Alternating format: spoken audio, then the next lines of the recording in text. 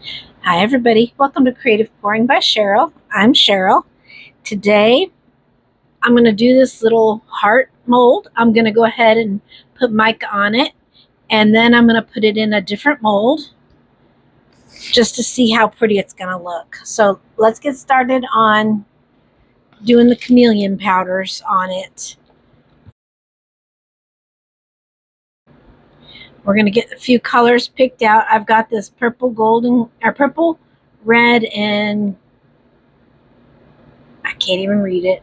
Purple, well, maybe you can read it. Let me turn some lights on. I just realized my lights aren't on. There we go. Now maybe you can read it. And then I've got my red.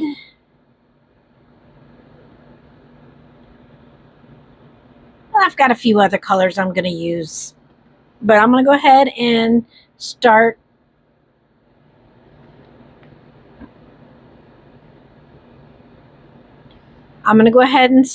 putting dusting this with the colors. Oh, I'm going to do yellow too. I'm going to start dusting these with colors, and then I'll be back to you. I'm going to fast forward it for you.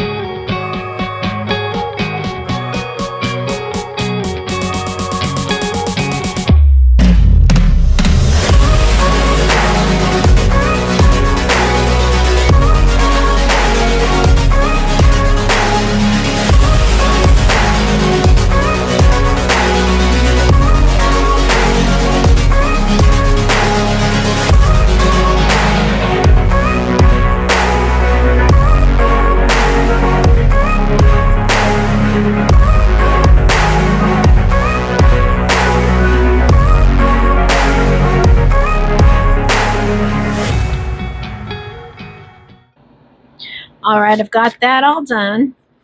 I'm going to go ahead and mix up my resin, and I'll be back when it's ready to pour. Okay, I decided to go ahead and paint the inner layer of this heart. So it shouldn't take me but a minute.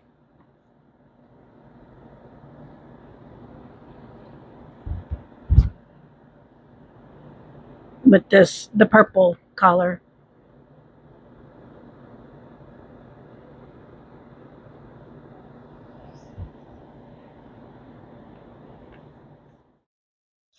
All right, I got that done. I just did the heart. I just did the outside of the heart. As you can see, it's just on this outside here. It's not in the center. I cleaned it up as well. I went ahead and already mixed up my Teexpert resin. I think it's got a leak or something. But I'm going to get my black paste, and we're going to put some in here. Anytime you use paste, make sure you stir it up in the container that it's in, so that you don't have any unmixed paste. And that's all I use, is just a little bit. I'm going to stir that up real good. See how dirty my hands are? That always happens when I use that paste. Let me get that out of there. I'm going to put another cup underneath it because I think I have a tear in this cup. Okay. Let me clean that up. I'm going to pour this, once I get it mix it up really good. I'm going to pour this in the heart and in the outside of the heart where I've already brushed mica on in the molds. You can use either one of those spots. If you use that one, it's best to pinch it. If you use the bigger one, because then you'll have more control of where it's going. And I like to pour it nice and slow in a thin, even stream. It seems to work better that way, especially when the mold is more intricate, because then you get in all those little nooks and crannies there.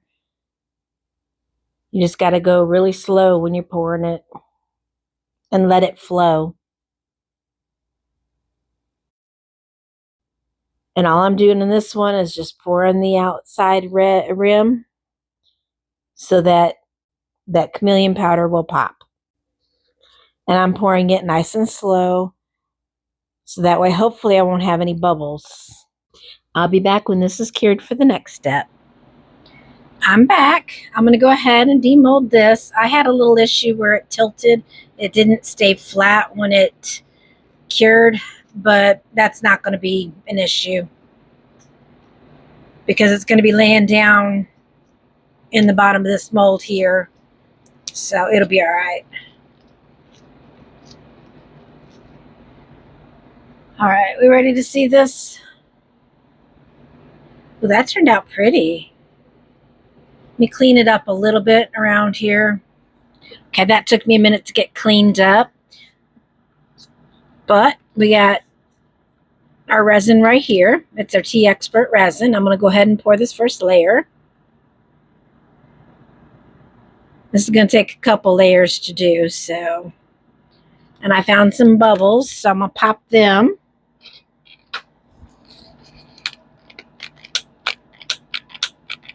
Come on. There it goes. I got to pull them up to the surface. Let's see. They stuck to the silicone, so they weren't coming up, so I couldn't pop them.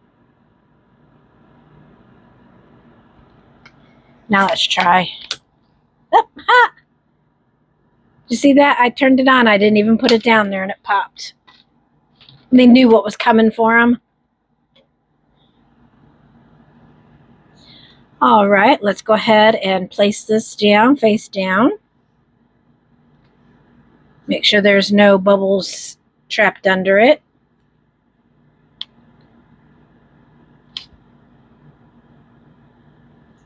Okay, there we go. I'm going to leave that right there because it's going to float. That's why we're not doing all of it right at the moment. Put a little bit of resin on the back of it.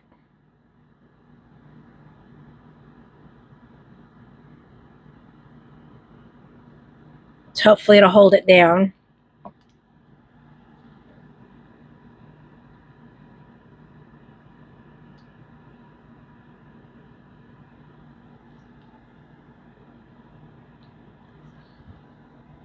Okay, and when this cures, I'll be back to you and we will do the next layer. Until then, I'm going to keep an eye out for bubbles.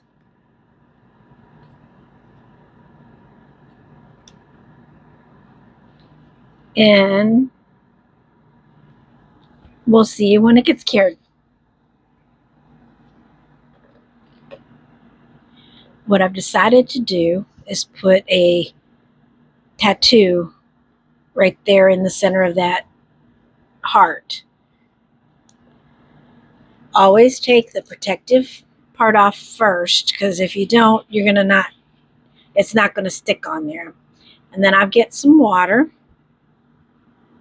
Well, first let's lay that down. Lay it down wherever you want it. assuming that'll be good. And then you get the back of the paper wet. Let it soak in.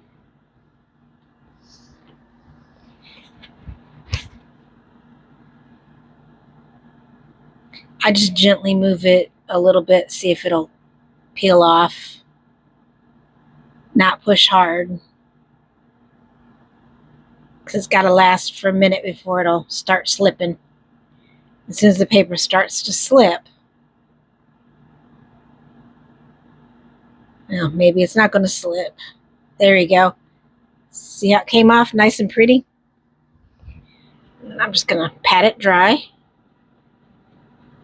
I'm going to let that fully dry. I'm going to give it probably about a 10-minute time to let it dry. I'll be back to back it. I did the one thing that all YouTubers do. I forgot to press record when I filled the back of that heart in. I'll show you the results when I'm done. All I did was use my DIY pigment paste, and then I used my alcohol ink with some red in it and marbled the back of it. Just like I got here, I use this one right here. So we shall see when that's done. And what I said was, if you use a tattoo, try not to use it too dark of a background, because it will blend right into the background.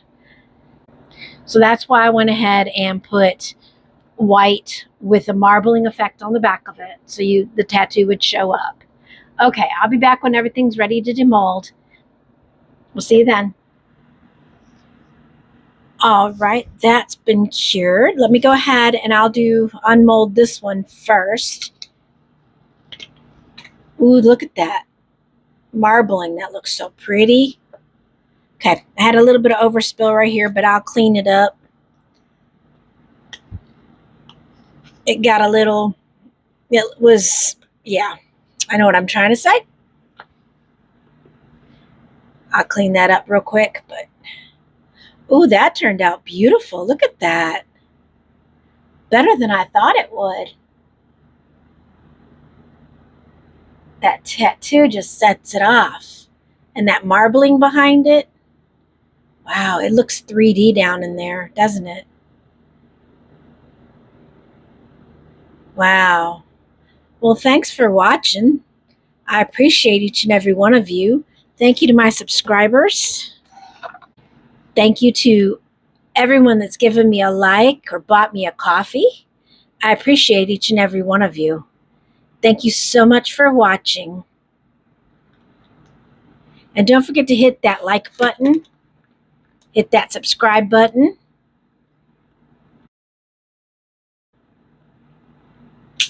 Whoops. Did you see that fly? Okay, I got that little bit off. That looks perfect. I will get some good pictures, and I will be back to you next time. Thanks for watching. Bye for now.